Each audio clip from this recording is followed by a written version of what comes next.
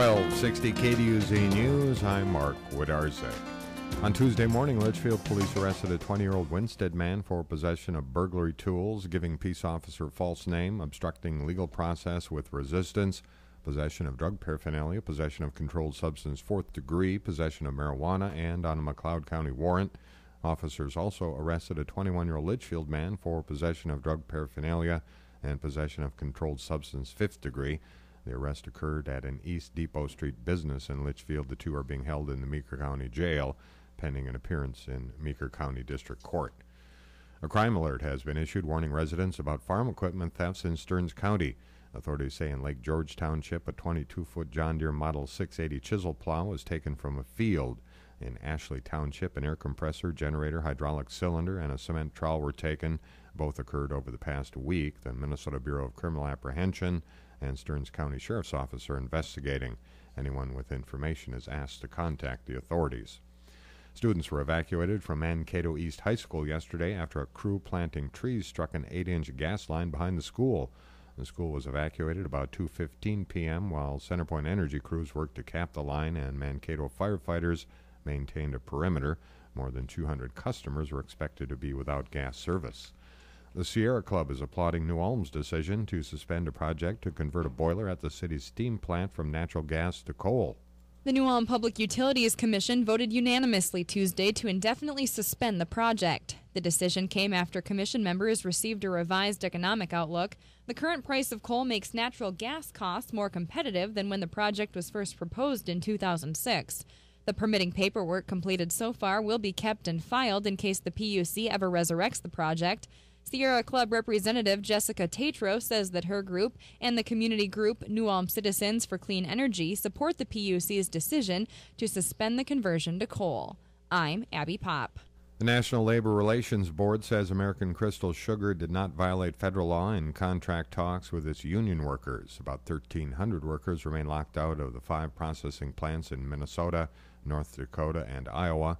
The workers claim the company failed to negotiate in good faith.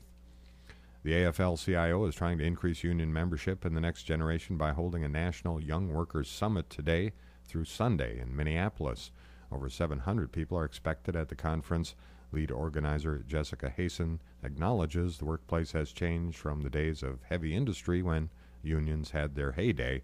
But one thing remains the same is that we still have, the workers will still have a boss, and the bosses and management is still, going to try to take advantage of the workers just as much as they can.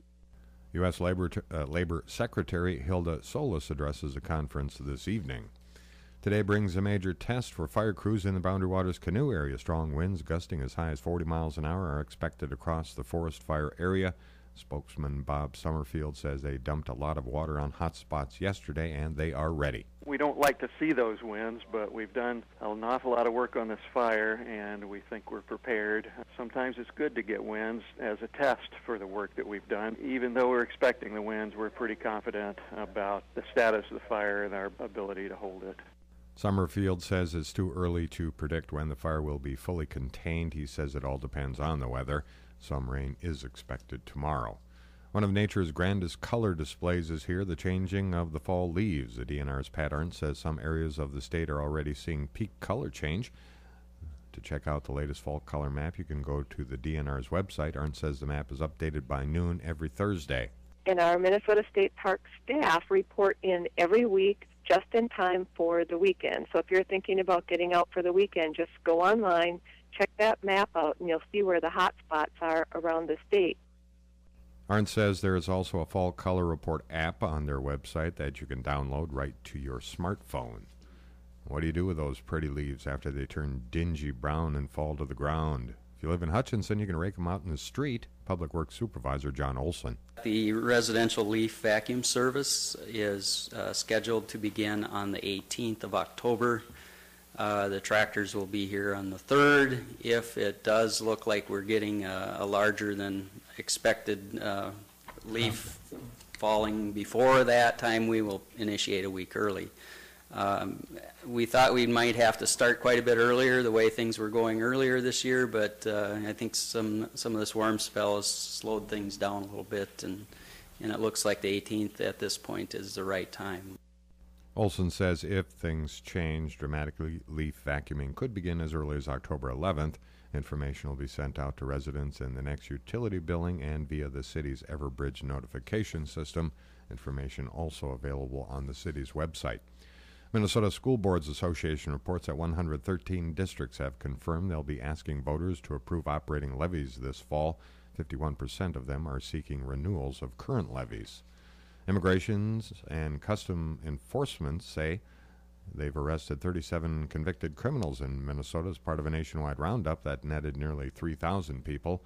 The week-long operation came after federal officials announced a new focus on deporting the most serious criminal immigrants. The president was questioned about immigration reform during an internet forum. More from ABC's Brad Wheelis. Focus on the White House. Blame the president for the lack of comprehensive immigration reform. He might be the most powerful leader on the planet, but President Obama says there are limitations on his power. This notion that somehow I can just change the laws unilaterally is just not true.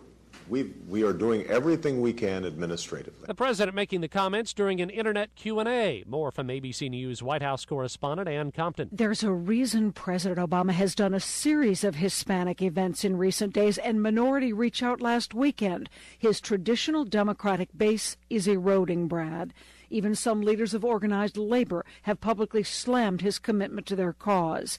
With his jobs plan and bipartisanship going nowhere, the president is now tending to his political base. Brad. A new poll by Fox News shows Mitt Romney has reclaimed frontrunner status, Rick Perry falling to second, and Herman Cain rising to third. I'm Brad Wheelis, ABC News. Minnesota National Guard is dedicating 2 helicopters today during a ceremony at the Army Aviation Support Facility in St. Cloud. Retired Chief Warrant Officer Rick Kanan says soldiers flew the UH-1 Huey and AH-1 Cobra in the Vietnam era. Without those 2 aircraft, Army aviation today would be nothing of what it is. Out of these aircraft and out of the tactics, the use of those aircraft in Vietnam, Vietnam became known as a helicopter war. Kanan helped procure the aircraft and made sure they were kept in good condition. The Huey helicopter will celebrate the 55th anniversary of its first flight in October. Minnesota avoided a 100-loss season by beating Kansas City 1-0 on Trevor Plouffe's RBI single with 2 out in the bottom of the 9th. Now Trevor Plouffe batting, and here's the 1-ball pitch and a line drive base hit. Twins win the game.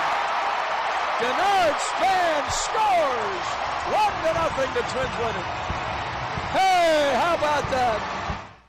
John Gordon with the call on the Treasure Island Baseball Network. Gordon retiring after this season. That was his last game. Tampa Bay Rays are the American League wildcard champions following an 8-7 12-inning comeback win and Boston's 4-3 loss at Baltimore. Evan Longoria won it for the Rays with a solo homer after his 3-run blast capped a 6-run 8th. The Red Sox were eliminated when Nolan Reimold tied the game with a 2-out RBI double and scored on Robert Andino's single. Zach Greinke capped a perfect season at home to help the Milwaukee Brewers clinch home field advantage in the first round of playoffs with a 7-3 victory over the Pittsburgh Pirates last night. Carlos Gomez, Corey Hart, and Jonathan Lucroy homered for the Brewers. Mets shortstop Jose Reyes hit a bunt single in the first inning. Reyes then pulled himself from the game to keep his batting average at .337, good for the NL lead. Brewers outfielder Ryan Braun had a chance to surpass Reyes if he went 3 for 4. He did not. He went 0 for 4.